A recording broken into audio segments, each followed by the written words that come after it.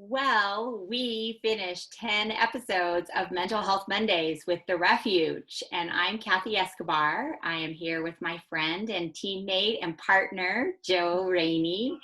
And we have been thinking a lot about this last 10 episodes, the reality that right at the beginning, middle of March, our whole lives were upended in a significant way that has impacted people around the globe, and we're trying to find our way. And so, Mental Health Mondays was a little piece of something that we hope to offer to help strengthen us. And so, we're looking forward to a fun conversation today as we wrap season one. Yeah, and it kind of, I think that Kathy and I had a feeling that this would go on a while, but I don't, I don't think we imagined we'd be doing a season two, but we will. And yeah, just one of the things when this all started, we were hoping for our community at the Refuge was to create sustainable rhythms that we could count on in the midst of all the unpredictability. And so in addition to this, we, in our Refuge kind of private group, we post reflections on nature and ways to connect. And there's kind of these regular rhythms of like mental health and soul care and fun. But this was one of the things that it's just a touch point each week of reminding us to care for ourselves in the midst of this stress and finding tools for resilience and something we could just count on each week. So that was the hope. And I think it's been really fun and really interesting to hear different perspectives. And I've learned a lot and really enjoyed this time. And yeah, maybe do a little summary of the different folks we've had so far. Yeah, one of my most favorite parts actually is just hanging out with you Yeah. every week. But the Refuge is a Christian community and mission center. We're in Broomfield. Not everybody who participates in the Refuge is from that exact area. And that's one part about our community is that people anchor in different ways.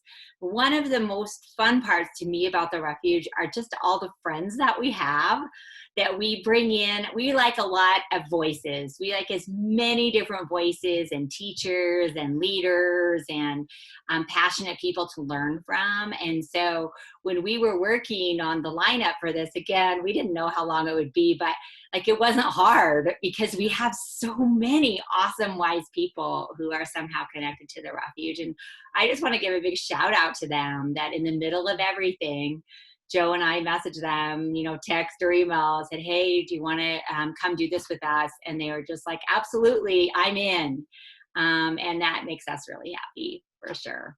Yeah, just the flexibility of being willing to last minute just share your wisdom in a casual way. I really appreciated that. So yeah. Me too. And I think the other fun part, it's important for you to know who are listening, is that we didn't like plan it all out. We didn't program it all. We basically told people we wanted to record the weekend before so that it was as current as possible because this is an ever-changing environment. And so we also didn't say do this or do that. We said bring what's on your heart and what's your passion. And I loved that part. So I'm just going to really quickly run through. And if you're listening or watching, you might have caught one or two of these. You might have caught all 10. This might be your first one. So there's a lot to go back to. But I will just quickly run through what season one consisted of because it was really fun actually to do a little recap. There were more things in all of these than what I'm saying, but these were just like kind of if I was taking a big nugget or a big picture from each of the different things that they brought. So our first was our friend Phyllis Mathis, and she kicked us off with just basic mental hygiene, like basic things that we could do to sustain ourselves. And then Ellen Hartouian is with us, and she did a piece on self-compassion and on embodiment. That was a theme in lots of these, how important it was to notice what was going on in our body. Kay Newhousel also added to that and just talking about trauma, the reality of trauma and what's going on in our brains, navigating these completely new things and how that's affecting our body. And Ramon Chaparro did a really wonderful piece on culture shock, that we're experiencing culture shock. And when we're entering in that way, there are some certain steps to navigate through to honor, and that's really lingered a lot. Valerie Grant did a piece on attachment, and again, so many things are connected to our body and to our nervous system, and what's going on inside of us, and how we go back to being young. There are these parts in us that are activated in a trauma that's really important to acknowledge. Nikki Kennedy, who helps us at the Refuge become a trauma-informed community and trauma-informed advocates, built on that, making what was implicit explicit, and just continuing to honor that, going through what we went through, where in a few days, really, our whole world changed and we're operating in this totally new world, and that there is significant fallout from that we need to acknowledge. Ted Mathis helped us with the 5 stages of grief from Elizabeth Kubler-Ross, and also some ways to navigate through those, and that they're not linear, but there's lots of grief in this whole reality of life, starting in March. Lauren Scott came, and that was really fun to make a new friend of the Refuge, and did a beautiful piece on embodiment, shaking it off, and learning how to respect how to move things through us. Stacy Schaefer, who's a Refuge Kids pastor, helped us with navigating COVID with kids, and the impact that so many young people are experiencing in their trauma. I mean, our kids are experiencing trauma. This isn't a vacation from school. Their worlds have really been upended, and helping us understand a little bit more what's going on with them and how we can support them, and know that they've got unique needs, and there's ways as grown-ups that we can help with that. And then our friend Reb Duke brought us back to basics. It was kind of a perfect way to end. And I might have got some of this order a little bit off, but Reb did end with back to basics, and kind of coming to Maslow's hierarchy of needs, and that some of the basic things like breathing will help us. So we started with that and finished with that, which I think was really important. So I don't think I missed anybody, did I, Joe? No, I don't think so. Yeah. I think that was 10. Yeah. All right. So Yeah. what lingered for you? Like, what if you took all those, what's the part that is like, out of all that, here's kind of not a summary, but some things that like you've been able to glean or take or practice, or a theme or something that was from Mental Health Mondays. Yeah, I think the thing for me, well, one of the things is we have really cool friends. I know, it's amazing. I feel so grateful. Every week I was just like, man, these people are amazing. I just want to read all of your books if you ever write books, and pick your brain all the time. Yeah, the things I think, one of the things that stood out to me that just popped out when you're refreshing all of the different people was, I can't even remember who said it, but it was something about, might have been Valerie Grant, like saying, needing the child in us, needing an adult to look to right now, because we're scared and confused, and how the leaders in our lives are maybe less than helpful at the moment, and because everything's so disorganized. And so there's a part of us that's like, just like a little kid that's like, I just need an adult to tell me what to do, and to help me, and to hold my hand, and to keep me safe. And so in the absence of that leadership, like learning to lead ourselves and to parent ourselves, and to hold our communities in that way with care and leadership, does that really, I've been kind of taking that, because I've felt that a lot, of just like, where are the leaders and where is the consistency right now? And so recognizing, like, okay, in the absence of that, like, let's lead ourselves and parent ourselves, and have compassion on ourselves, and be that person that we wish we had, in a society. And it doesn't deal with all the systemic issues, but in my own heart, it has been helpful to me to like, to find some sort of continuity there. And yeah, again, also just all the gentleness was something that was emphasized over and over, like physical, like being kind to ourselves, compassionate to ourselves, but being gentle and letting ourselves off the hook for not performing at optimum levels in the midst of a pandemic. And, You see those Facebook posts that are like, I rearranged my whole house and I've taken this opportunities of the pandemic and the lockdown to do all of these amazing things, and the online jujitsu class. And, it's like, that's awesome if you can do that, but it's extremely stressful, and it's a taxing time that amplifies everything else that was already hard. And so, yeah, just that reminder over and over from all of our friends to be gentle with yourself right now, to be kind, and to let yourself just be sad or rest or whatever you're needing, and to not place all those expectations on yourself.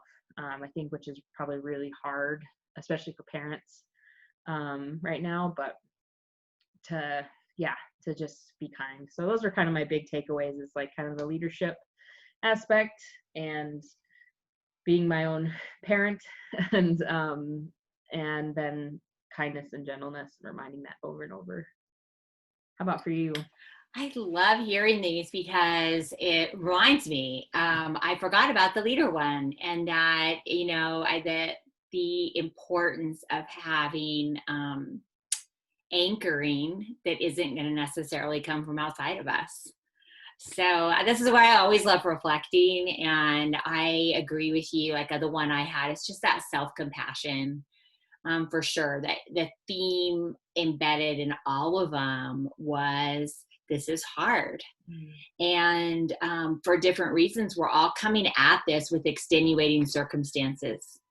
And so in varying degrees of privilege, totally different experiences, coming in with different places in terms of caring for our mental health to start with, all kinds of things. And I think that really honoring that we're all different, but the stream that we need to remember is we're all affected. And so I know for me personally, because I'm in a season of grief with the loss of my son, that the pandemic on top of it has just really been hard. And so it's just added a layer.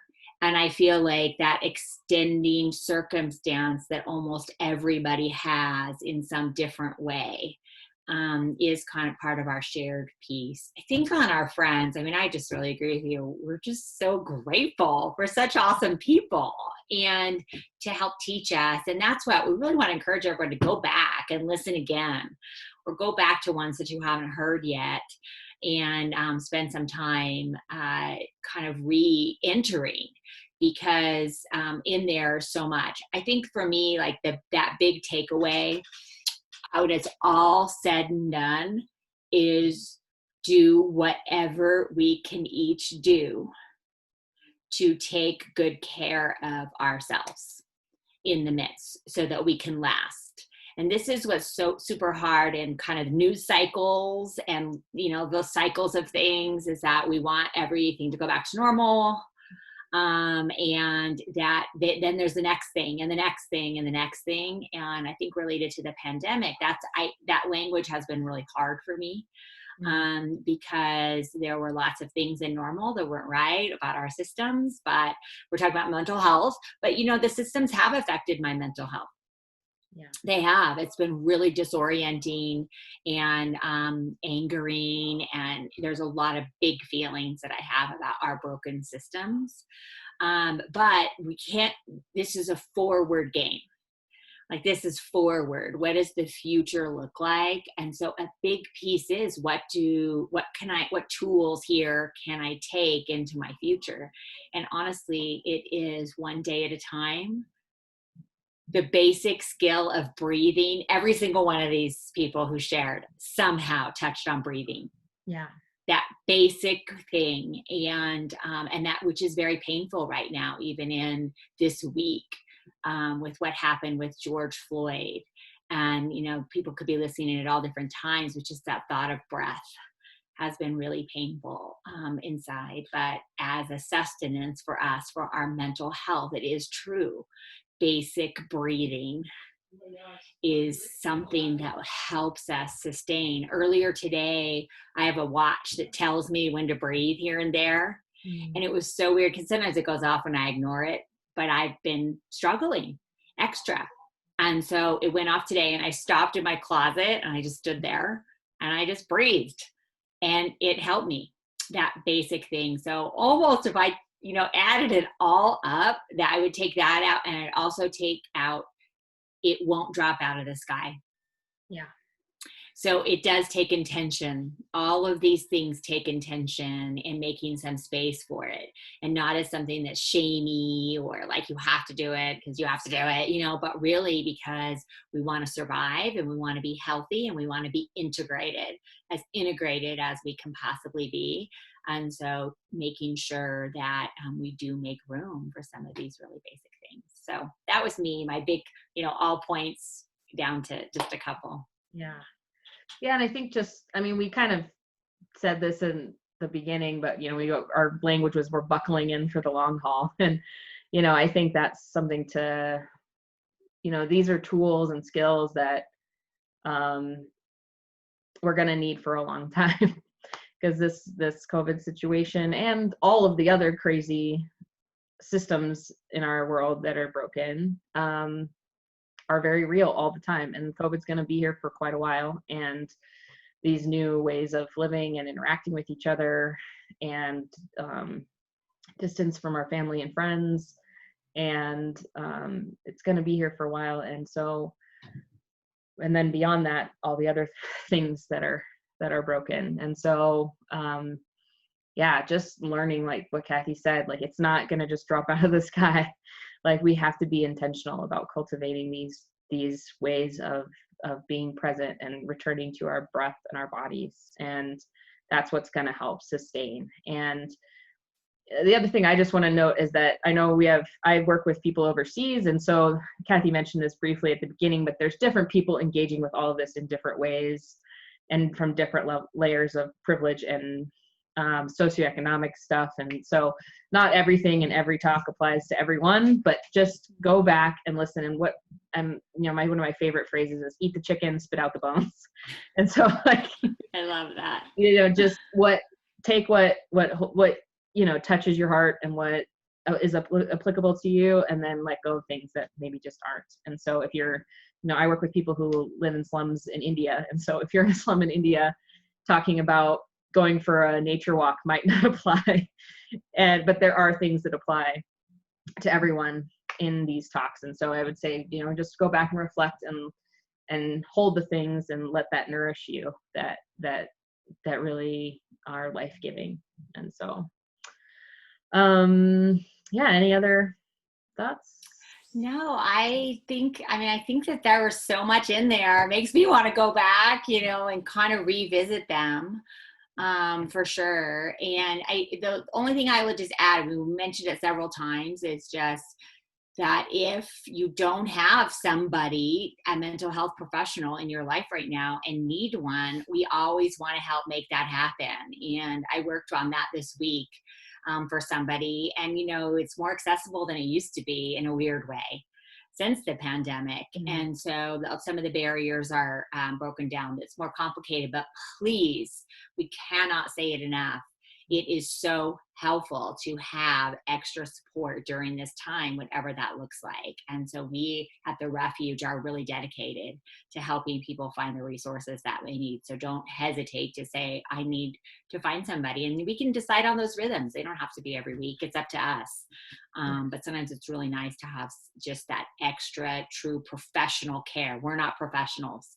That's not our hearts. That's not where we're coming from. We're conveners and catalyzers and collaborators. And we're thankful for the friends who offered their wisdom here. But there's something about really having a professional that you're intersecting with that I think can be really helpful. Yes, for sure. So we'd love to, if you have time, or can make time this week. We never have time, but if you can make time this week, we'd love to hear in the comments of whatever platform you're listening to this on, whether it's YouTube, if you're listening to it on Spotify or another podcast app. On the Anchor podcast app, you can actually send in voice messages to reflect on what you're hearing, or if you're watching on YouTube or a Facebook link, we'd love to see what reflections you have or what stood out to you, and what if there was a particular episode that really hit you, or a particular topic, or something that inspired you or helped sustain you during the last little chunk of time here. Yeah, we would love to hear any types of reflections that you may have. And then we're going to take a week break, but then we're going to launch back into season 2. So that's exciting. This is probably one of my favorite parts of the pandemic week is hanging out with Kathy and cool people. So yeah, so we'll see. We don't have a lineup yet, but we'll get a lineup. And, I think Kathy mentioned this briefly, but we try to make it as relevant because everything is just evolving so fast with this that, yeah, just each week is filmed the week of whatever is happening. And so it's not pre-planned or way ahead, so that it can be directly relevant to kind of where we're at as a culture and as a planet. So, yeah, any other? I think that's it. I want to make one little extra plug, because those discussion questions that you wrote were so good. And I know how we all work, because I'm the same way. No, it's true. The plug for the discussion questions, because every time I read them, I'm reminded how good they are. And that the purpose is to give us a place to reflect a little bit more. And so I know on social media, like, sound bites are really big. And I know that sometimes it's easier to listen and not reflect, but this might be a time to just ponder some of those questions. Even if you just did one of the, 4 or 5 questions that are there, they're really good. And I've tried to.